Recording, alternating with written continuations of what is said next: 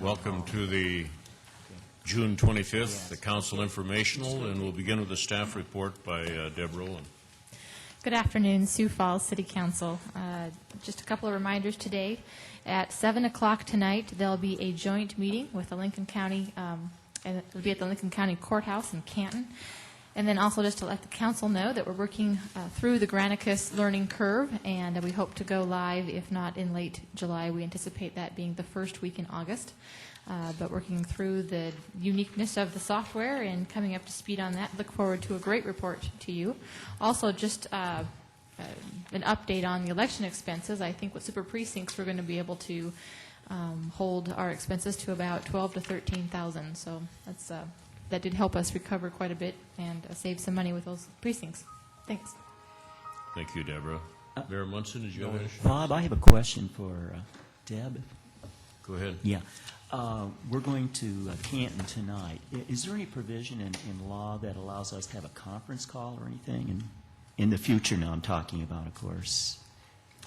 I think there's only been one meeting before. I guess I would defer to Gary a bit on this, but You could, but you have to make public access available, so you would have to, because it's a public meeting. Yeah. You'd have to set up public access points, and that becomes more difficult than just actually going there. I mean, we could have them go to Canton and we'd stay here or something. I think we ought to think about something in the future, because this item we're going to deal with tonight is just going to be just for probably for a few minutes. And so. That's true. However, we receive a car allowance for expenses to our vehicles, so it's tough not to. Yeah, but I already used that up, Bob. So. Okay. Audit committee, is there anything from the audit committee, Rich or Kevin? Fiscal committee? We'll be meeting immediately following this, talking with Mark Cotter about collector streets. Okay. Land use? No controversies at this time. Very good. Public Services Committee. Yeah, we continue to have some very, very good discussion on the campaign reform ordinance, and we're going to be having another meeting next Monday, July 2nd at 3 o'clock, so anybody can come. Okay, thank you. Council open discussion? Anything for council open discussion? Call upon Gene Roanhorst, Director of Finance, for a monthly financial report update.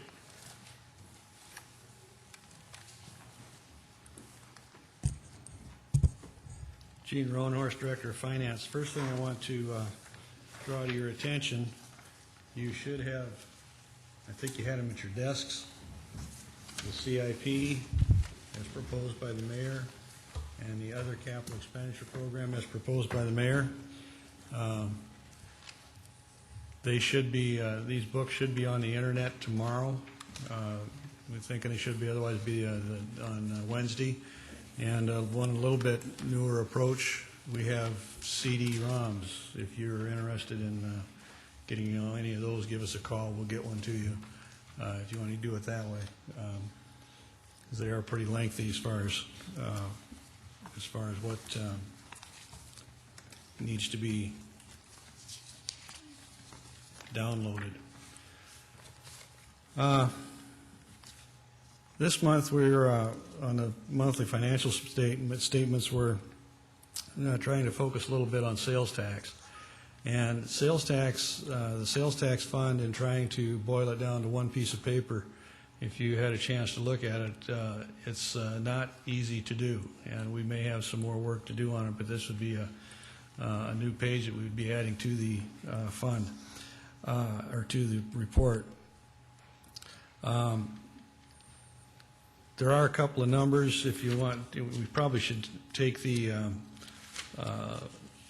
executive letter and flip back, and then flip back to page 18. And we'll kind of flip back and forth between those two. The estimated ending unreserved fund balance. And if you look at the top of the chart and the set of numbers on the left-hand side, unreserved fund balance January 1, $17,229,464.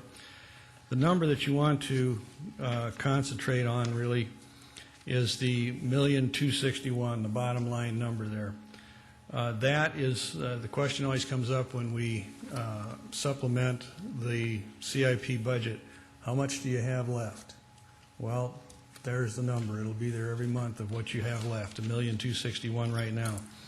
Now, we're holding in that number, we're holding $3 million for the quality of life bonds. We have to put up 1 year's advanced debt service, and we're holding that should be about $3 million for that bond. We don't know yet because we don't have the numbers buttoned down that tight. But we're holding that for now. So if you decided to not hold on to that $3 million, you actually have $4,261,000 that would be available that you could supplement additional CIP activity at this point in time if you wanted to. Then the cash and investments. We're putting this in there for your information. I'm not sure it's going to stay there because I'm not sure it really tells you a lot. The difference between the cash of $25,205,000 and the $1,261,000, if you got all of the CIP projects completed by the end of the year, the cash balance would come out to pretty close to $1,261,000. So it gives you some indication of what the difference is between the two. So you've got $25 million in cash, but that's basically obligated and reserved already and sitting in our daily cash fund. And then we have down below that in the budget status. This gives you an indication of what the amended budget looks like. So you start out with the budgeted revenue, and then you have the adjustments or the adjusted budget revenue and expenses. So you can see what's happened during the year in terms of it's going to be supplements of what will make this change. And then your actual number will be in the third column over. And we've included in here, we've talked about this in the past, the percent received or percent expended by department down below. So it's a new page. We're gonna work on a little more education. Spend some time maybe with the fiscal committee talking about it to expand on it. Now I can go back and moving on to page 1, the cash position. I want you to take note that down at the bottom of page 1 in the trust investments, the Lewis and Clark transaction shows up for the first time, $67 million in for the Lewis and Clark water system, and then $2,425,000 is in reserve for future payments. So that's starting to be reflected in our financial statements now, and of course it's going to be with us for quite a while. Page 4 is the sales tax, and in particular the second penny we want to take a look at. And again, we've talked about this before. We're at up 4.1%. Previously, I think last month we were somewhere around 13%. So the number continues to gyrate around quite a little. And again, we don't really have an explanation other than their possible cutoff dates for that. And then I wanted to draw your attention to page 16, which is the debt situation for the city.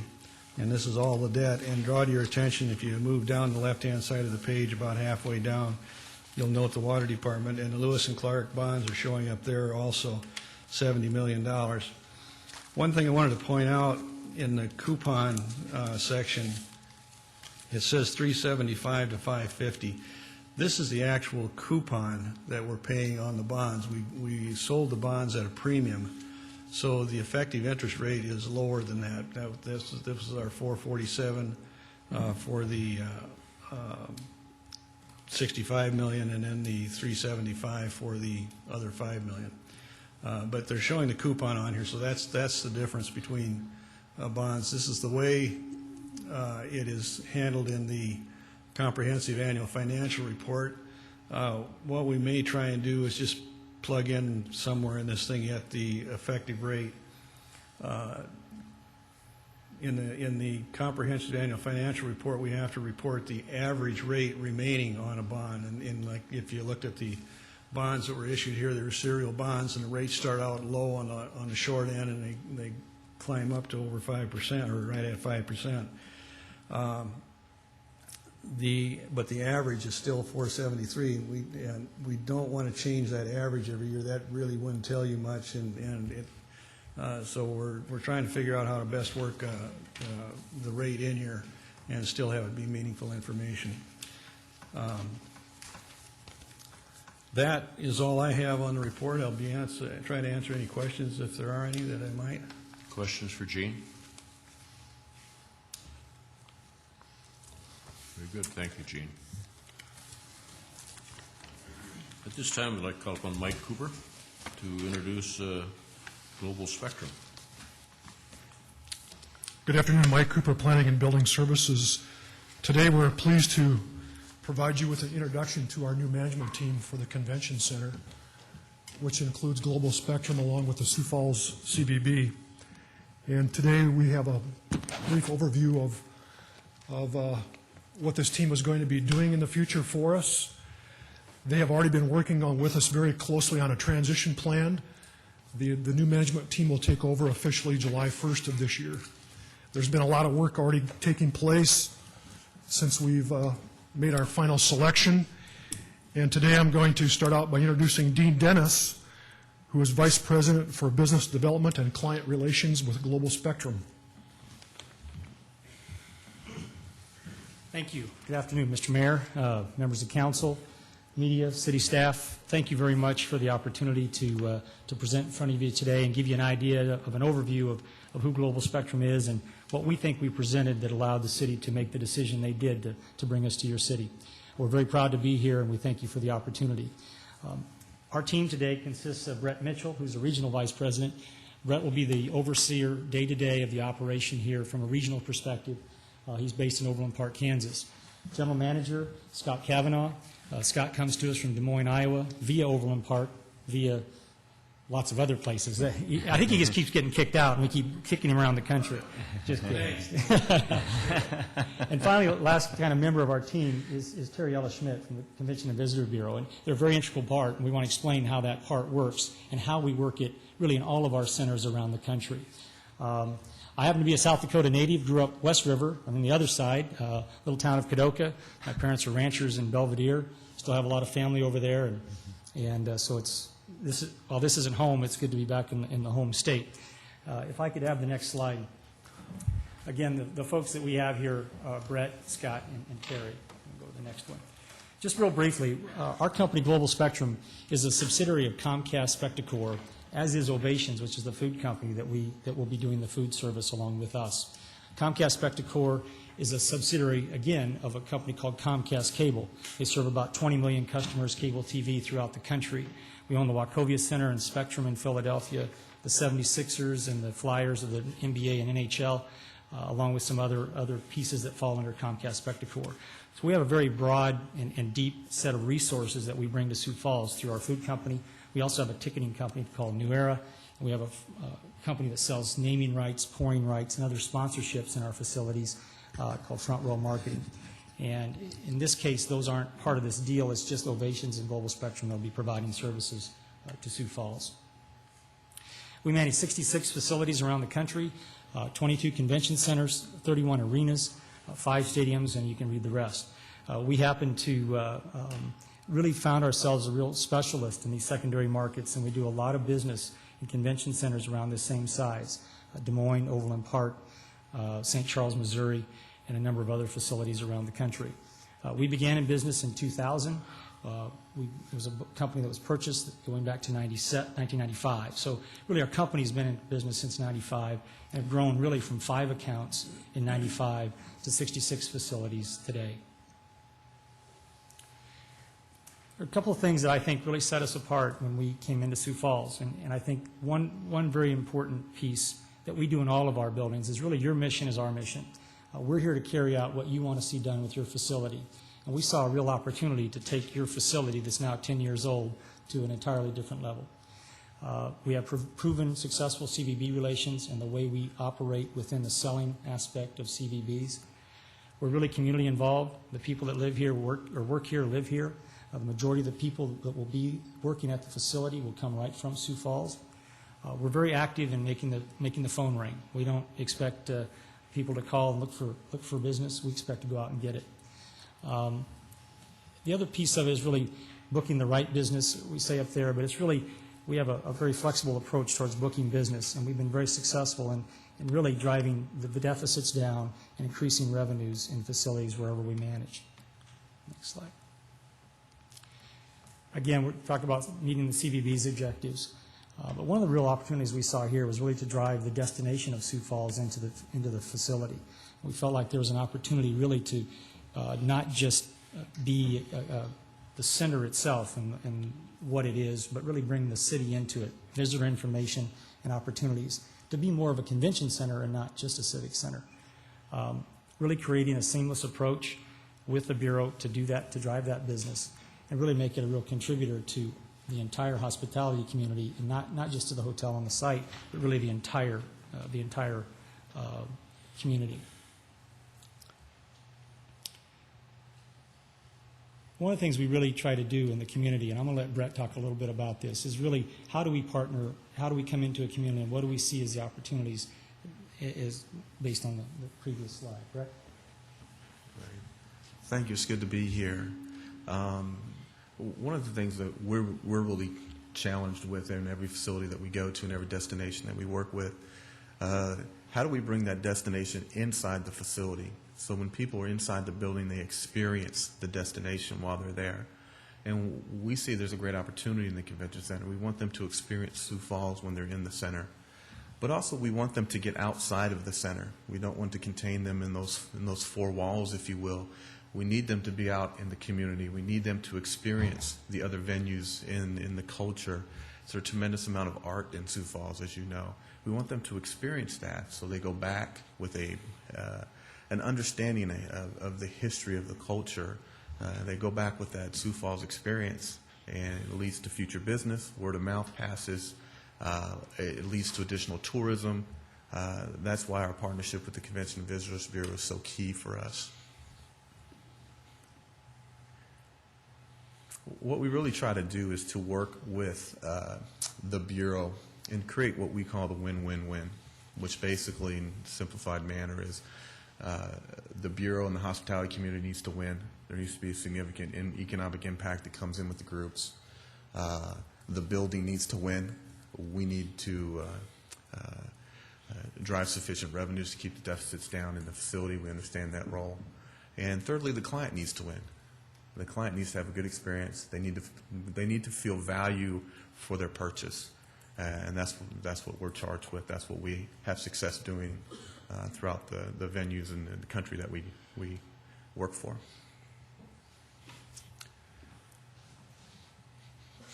Some of the things that we look to do is really sell, not independently, but sell with the Convention and Visitors Bureau. I have a philosophy of one contact, one contract, one invoice. And simply put, that just means that we want the client to talk to as few people as they need to. Make it as easy for them to do business as possible. We all like to do business that way. We need to respond to our clients. And this is something that's unique in our industry. A lot of people aren't doing this. But this is another thing that we hang our hat on. We sell together, we win together. One of the benefits that we certainly bring to the table is a national sales director. We have an individual who's already been to Sioux Falls, and her function is to go out and try to drive business, make contacts, introduce people to Terry and to the CVB to help bring business to Sioux Falls and to our other facilities. It's very successful. We have a lot of contacts throughout the industry. We rely a lot on this position, this individual. It's not in replace of the Convention and Visitors Bureau. It is as a supplement to, just trying to connect dots.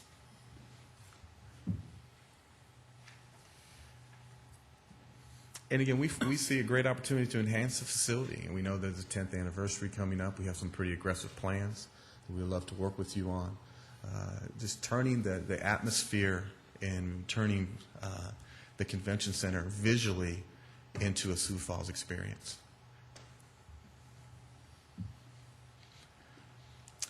With that, I'll just introduce Scott Kavanaugh, our general manager. His name's actually Kevin Kavanaugh, which is a little frightening, and he spells it with a K. So, sir, as long as your name is not Kevin Scott Kavanaugh, we're probably going to be okay. Okay. But I'd like to introduce Scott to talk a little bit about the transition plan, just briefly. Thank you. It's a pleasure to be here, and it's interesting to hear these guys say they're grateful to be here when they're going to get on a plane and leave eventually. I really am excited to be here, and I'm staying. So I started coming into Sioux Falls about a week after we got the bid. So I've been here. We've been transitioning. We've brought in over a dozen people so far from our other buildings. We've got a gentleman in here, director of sales from the South Bend, Indiana Convention Center. He's a director of sales. He's helping us get some sales and get out ahead of some of our events, some of the calls. We have great corporate backing, great corporate support, which is really the backbone of our company as well. You know, we share ideas. Quick response. I'm kind of a cheerleader. I don't sit behind my desk too often, so I've got a lot of energy. I'll be out with the crew, and we're going to be making sure things are happening here in Sioux Falls. Ovations, they are going to be our food arm. As far as we're concerned, it's the Sioux Falls Convention Center Food and Beverage Department. We're not going to call it Ovations and create a confusion. That's our food and beverage director, and we're going to try to keep it as seamless as possible. We want to make it exciting. A couple things that we've done in the past, some of our events, we had I remember an event we did in Overland Park. It was for Applebee's, and Applebee's had this great big Applebee's logo ice bar. And you'd pour your drink in the top, and bartender, and you'd stand down here, and the drink would go through the thing and come down and catch it. And the people, and you had the colored lights in it and stuff. So those are some of the things we want to do. We had a live fruit table, which was always my favorite. I wanted to be the live fruit, but they wouldn't let me do it. But basically what it was, you had a fruit table, and then you had someone underneath the table and had a big sombrero on, and as people would come to get the food, you'd say, hey, don't get some of this, eat some of that, and the people would jump out of their skin. There might be some liability issues as far as heart failure or something, but what we want to do is when people come in, that they walk away from the event not just saying, oh, wow, we learned a lot about construction today, or whatever it is. We want them to say, wow, that was a lot of fun, and that's what we're here to do. We'll work with Ovations and create that excitement, and I'm looking forward to it. Is this you? That's you. Oh, this is me? How you doing? That's our company motto, if you will. It's not just a slogan that we use. It's a program. All our employees are ingrained in it. It's how we serve others. There's a list of 10 items. Respond within 24 hours, customer first, and a number of items, and we integrate that into all our part-time and full-time people. We give guests that come into the building cards. If you see somebody going above and beyond, give this card to the employee. Let them know they're doing a great job. We reinforce it from ourselves. Our guests reinforce it to our staff. And we kind of create this family, this team, and we're looking forward to creating that environment here, and that's, again, something that I really enjoy. That one's got to be you. That's me. Okay. Just to wrap it up, and we wanted to be as brief as possible, so if we sound like we really ran through it, we did somewhat, because we're sure you have questions, and we want to get to those, knowing that you've got a little drive ahead of you to get to your meeting. We really think that ultimately, our improvement plan, what we want to do in the facility to improve revenue-enhancing opportunities within the facility, the energy that Scott brings and our team brings to the facility, our overall ability, I think, to maximize revenues in the facility. We're a sales-driven organization, and I think what we brought to the table is really what impressed the city, and hopefully will impress you. We're very excited about that opportunity. One of the other very important pieces, as Brett has talked about, is the CVB relationship and the idea of that piece selling and really making that a true convention destination, and not just banquets, but it needs to be really an opportunity to drive additional economic impact. That's why you built it. And so we really think our partnership with Terry has been a really important part of this, making this work and go forward. The other thing I think you're really going to see from our company is very comprehensive reporting. You're going to know every month, or more if you want to, everything you want to know about that building. You're going to get more reports than you've ever dreamed of. We benchmark against other facilities. We benchmark against other facilities or other cities, and you're going to see a lot of reports. And so you're really going to know how it's performing and how we're performing, and we wouldn't have it any other way. With that, Terry? See, they're already telling me to be nice. Oh, when this all came about, there were discussions about the CVB doing the long-term book sales for the convention center, and then whichever company was chosen would do the short-term book. And the CVB will, as you already know, I'm sure, be doing the long-term book, which means 18 months and into the future, we will be doing the sales for. And the city got a proposal from us on that, and then like from today out to 18 months, Global Spectrum will be doing the short-term book. And as I've gotten to know these folks, and the first one I met, I think, was Dean. When he told me he was from Kadoka, I about flipped, because only in South Dakota can you bring somebody back from Philadelphia or wherever, and they're from South Dakota originally. But these people, I am convinced, and they've proven in every day that I've worked with them since, that they really do know the convention center business. I am just ecstatic. My staff is ecstatic. We've had a tremendous amount of feedback from local hotels who are very excited about moving forward with Global.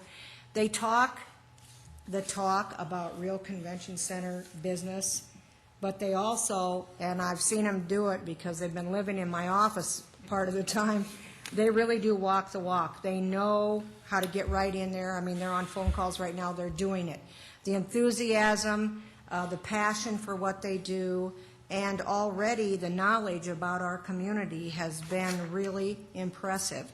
We're very excited. I really feel like we can move forward in a very seamless effort. We've already done it, and I fully expect that that will continue to happen in the future. So we are very excited. We've got to get some software things figured out and all that transition business, but we'll get it all going, and pretty soon we'll be sharing that calendar. We'll be selling together. We're going to be traveling together. We're already working on bids together, and I really think that's what it's all about, because we all have the same goal in mind. Of course, we want to fill the convention center, but ultimately we want to fill as many hotel rooms and generate as much business in Sioux Falls for our overall community as is possible. And so that's what we're all committed to do. I know that's what these guys are committed to do, and we're looking forward to just busting the doors down in the next few months and seeing some really exciting things happen at the convention center. So with that, if you have any questions. Questions for Dean and his crew? Yes. Go ahead. Terry, actually, maybe for you, since I see you're going to oversee the level of service, probably the thing I've heard the most about is how will you coordinate it so if someone needs all three facilities out there, that customer doesn't have to go through 3 different phone calls to make that happen? What's the game plan to make that work? Same thing we've been doing, except now, frankly, it will probably be easier, because now it's, we've got the arena, yes, we have the Sheraton, yes, we have the convention center, yes, we have the CVB, yes, but we've always had those entities, to be very honest with you. So the advantage that we will have now is that we will have access to the books. We will be selling together anyway, so it will just be very easy. I mean, it's nothing any different than what's been taking place, except that we will now have access to the book, which will save really one step. We don't have to call out to the convention center anymore to see if a date's open. We will already know it, because they are very willing and already talking to us about the software and about coordinating that. And that's something we did not have before. Great. Thank you. Mm-hmm. Kermit? Yes, Terry, I was wondering about the bookings. I keep trying to step away, but You're- yes, sir. Yeah, what is the rationale that Global Spectrum will do the first 18 months and you'll do everything after that? I don't understand. Well, it's really not an uncommon thing in our industry to be organized that way, and it's really probably mostly because CVBs are really the organization designed to sell the destination, and the larger conventions, the more broad-based conventions are the ones that book further out. So it's just a natural for us to step in and start doing that. And you guys correct me if I'm wrong, but what Global will do, they want to step in and book for right now and get those books flowing right now. But to be honest with you, even though it's on paper that I'm 18 out and they're 18 in, we're still just like this. Do you want to add anything to that? I think a big point also is it reserves the calendar. Small meetings, banquets, local functions cannot book the facility farther out than 18 months. So it reserves all of those dates for the conventions first. That's our primary target. And once it gets inside that window, then we'll start plugging in local business, because conventions typically, as Terry said, will book 2 and 3 years out. So the likelihood that we're going to have a small wedding or a banquet in the way of booking a convention is very, very limited. So it reserves the calendar for the economic impact. So I have two questions here, and one would be for each team that's addressed the microphone. Now, all of us had a chance to look at the RFP that you put forward, and it was pretty exciting sounding. And maybe this question is premature, and if you want to wait until, because I understand negotiations are going on, but are there any significant changes between the proposal that you put out and the way the negotiations are coming down now? No, not specifically, no. We have actually a conference call tomorrow, correct, Gary? We have a draft agreement that we're working from. We have a conference call tomorrow. We expect that to resolve any issues that are out there. The issues that are out there are not big. They're operational, and we need to figure out that we've got the right operational plan in the agreement. I would expect that we would have, our goal is to have a final agreement signed before July 1st. The mayor approve them, but if we can't, we'll do a memorandum of understanding, but we want you to see the final product also. Very good. And then my other question was probably more for Terry. Terry, when this thing was coming about, I remember last year when I was the new guy here on the council, the folks from the hotel were here and explaining their position. And as I recall it, they had a staff of 9, and they got, what Dr. Staggers would call a subsidy from the city. And, I understand that with you absorbing this new role, that there's going to be quite an expanded workload for you. And I'm wondering, are you going to have the wherewithal to get all this done, Terry? Well, I hope I have the wherewithal. Yes, and you're right, they did have a staff, and Global will be staffing, the majority of that, but we did put into our proposal for additional salespeople, because with our current sales team, to take on the long-term sales of the convention center, it will require more salespeople. So we are working with the city on that as we speak, and Gary, I don't know if you want to... Yes. Obviously, things don't happen overnight. Revenues just don't come flowing in because you want them to. The remainder of 2007 is going to be a bit of a challenge for us because our new team is just getting started and they're going to need some staff. Our goal is to operate within existing budgets and hopefully fund with increased revenues. Obviously, that will take council approval, and we'll be coming to you with a package, but that is our goal, to operate within existing budgets for the remainder of 2007 and fund new staff through increased revenues. I guess I would be anticipating a kind of a gap or a patch in between there where that's going to be very, very difficult due to the... It's one of the things we're talking about tomorrow, but the council will be intimately, obviously you'll be in control of that aspect of it because it's a budgetary aspect. Very good. I got to say, Terry, that I'm real excited that the Visitors and Convention Bureau is running the convention center, or has a hand in it now. So, thank you. We have good partners. Kevin? Terry, this may be for either Gary or Terry. I had a chance to look at the proposal, and the increased cost you're talking about, $300,000 for marketing and advertising, $200,000 for sales staff, $100,000 for exhibits and promotional products. Was that, and you're indicating that that revenue should be generated via the existing $4 per night per room tax. Where is that money going now, the $4 per night tax? That's an existing tax? If I might, Mr. Chairman. Go ahead. It is not a tax. It is a fee that is charged by the Sheraton as part of their management agreement of the convention center. Those funds, by the contract, are to go to promote the convention center and the hotel. We are talking to the Sheraton right now about whether that 4% will continue beyond July 1st. I believe it probably will for the same purpose with the CVB actually managing those funds. But again, it will not be, there's no ordinance, that is a contract fee. So if I could continue, then the $4 per night fee is part of the Hammond's agreement, and there's still some question then as to whether or not we will receive those revenues?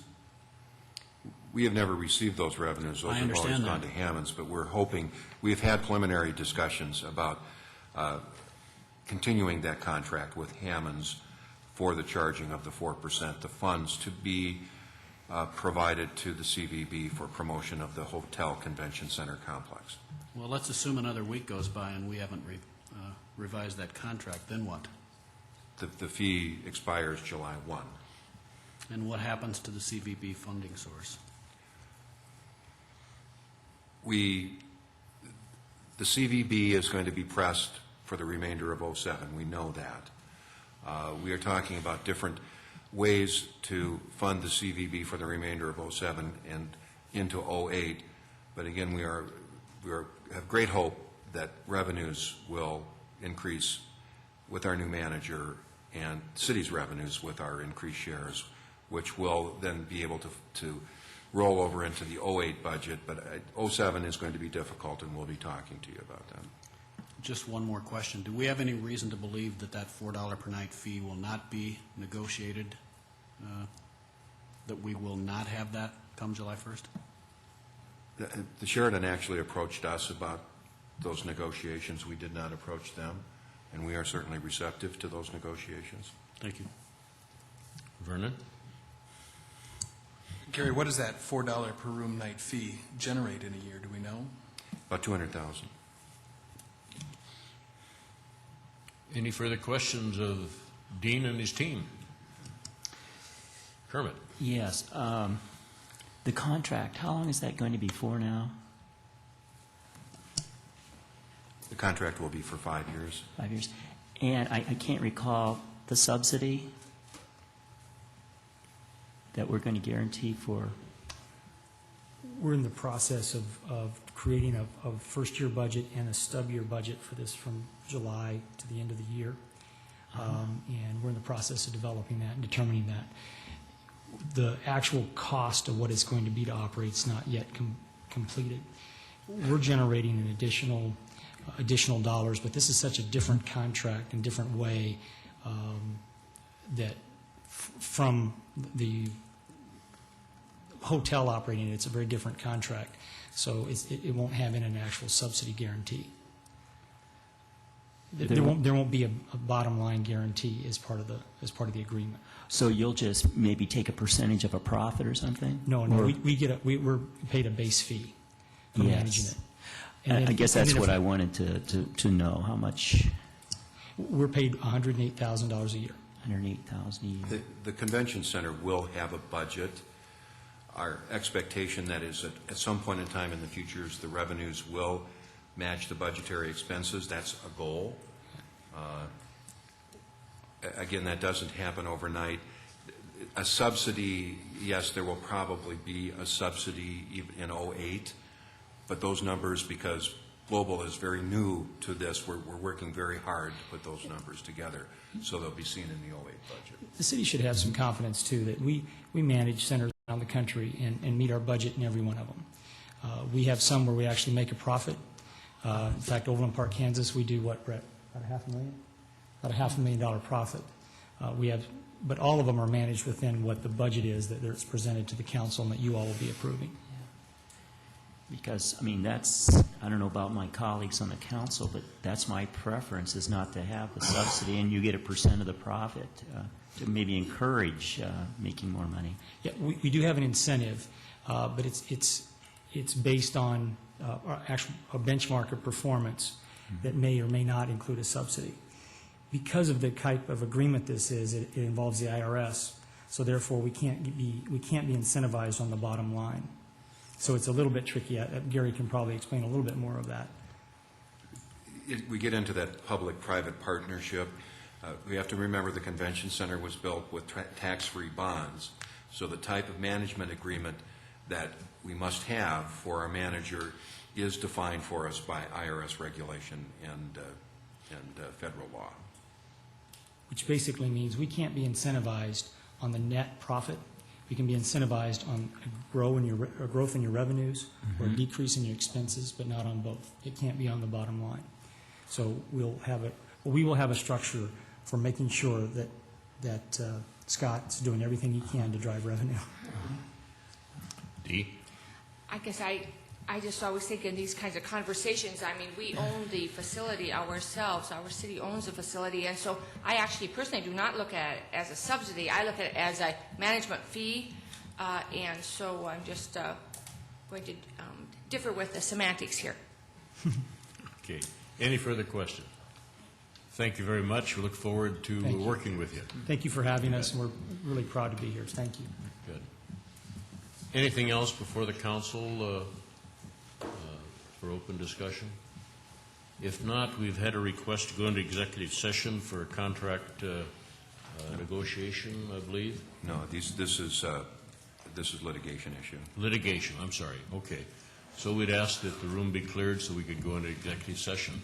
Thank you all for attending.